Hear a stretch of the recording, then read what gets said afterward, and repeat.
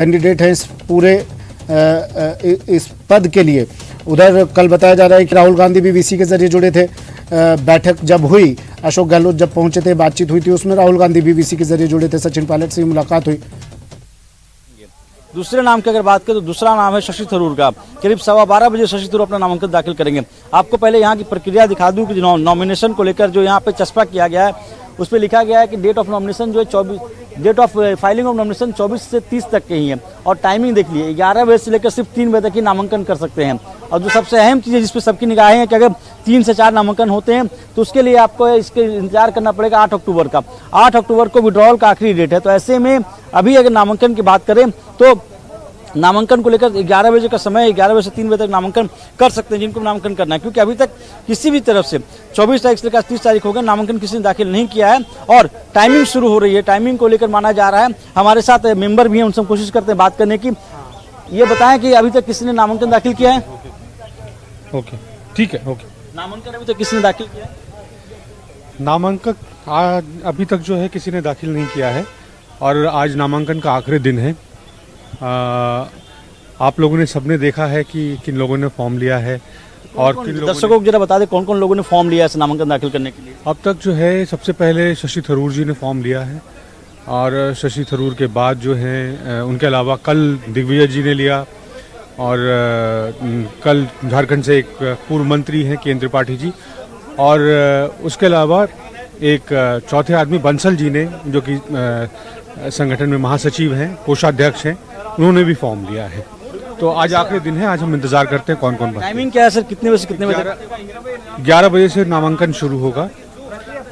Form लेने का भी आखिरी दिन है, कोई नया उम्मीदवार भी आ सकता है आज लेकर के जमा करना। और नामांकन का आखिरी दिन और आखिरी समय 3 बजे है। देखिए, जैसे उन्होंने बताया कि अभी तक 4 लोगों ने नामांकन फॉर्म लिया है। दिग्विजय सिंह ने, पवन बंसल ने, केंद्र त्रिपाठी ने और साथ ही शशि थरूर ने। और इन 4 लोगों में से नामांकन कौन कौन दाखिल करेगा वो देखना होगा। हालांकि सूत्र ऐसा बता रही, पवन बंसल की तरफ से जो नॉमिनेशन पेपर लिए गए थे वो मल्लिकार्जुन खड़गे के बिहाफ में लिए गए थे, तो वो हो सकता है कि मल्लिकार्जुन खड़गे नामांकन करे।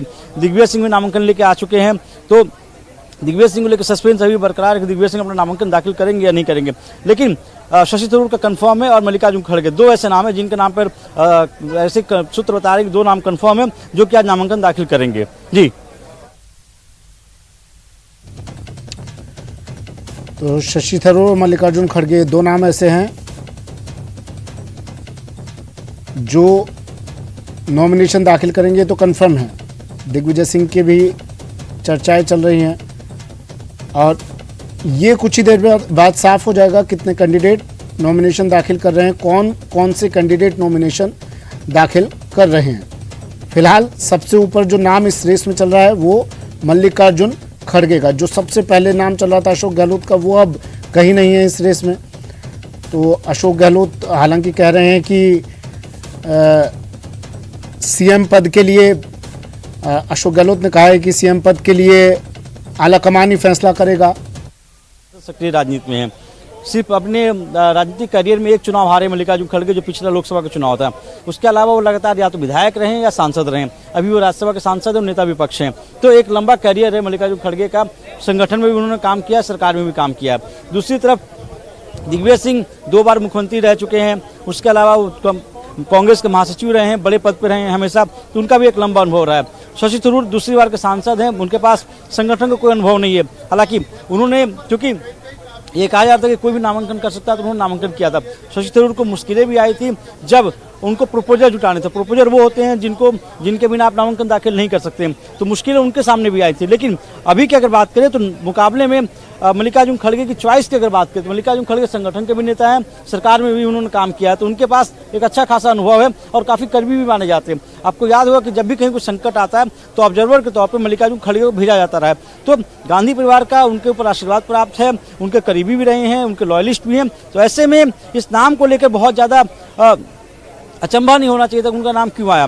जहाँ तक दिग्विजय सिंह का सवाल है, दिग्विजय सिंह 2 दिन पहले तक भारत जोड़ो यात्रा में थे और वहाँ उन्होंने कहा था कि वो दिल्ली जा रहे हैं, नामांकन दाखिल कर सकते हैं। उन्होंने ये भी कहा था कि उन्हें गांधी परिवार की तरफ से नहीं बोला गया, वो खुद जा रहे नामांकन दाखिल करने के लिए। तो वो भी इस चीज़ को समझते थे और उनके मन में संशय था कि जब उन्हें गो हेड नहीं मिला तो ऐसे में वो नामांकन दाखिल कैसे करेंगे। इसीलिए आज उन्होंने मुलाकात की है, संगठन महासचिव से मुलाकात करके निकलेंगे, उसका तस्वीर साफ हो जाएगी। जी।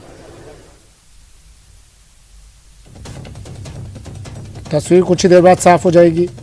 सहयोगी बता रहे थे और कह रहे थे कि कुछ वक्त और इंतज़ार कीजिए। बस पूरा जो ये पॉलिटिकल सिनेरियो चल रहा है, इस पॉलिटिकल सिनेरियो का फाइनल आज हो ही जाएगा, तस्वीर साफ हो जाएगी। मल्लिकार्जुन खड़गे भी पत्रकारों से बात की, उनके हाव भाव से लगा कि आज नॉमिनेशन वही दाखिल करेंगे और वही अब ऐसा कहा जा रहा है कि वही अब नया चेहरा होंगे कांग्रेस अध्यक्ष के तौर पर। राजनीतिक गलियारों में तो चर्चा यही है अब तक। मैंने सोनिया जी से भी सॉरी फील किया है, माफी मांगी है। अब मैं इस माहौल के अंदर चुनाव नहीं लड़ूंगा। ये फैसला मैं नहीं करूंगा, ये फैसला सोनिया गांधी जी करेगी, कांग्रेस अध्यक्ष करेगी।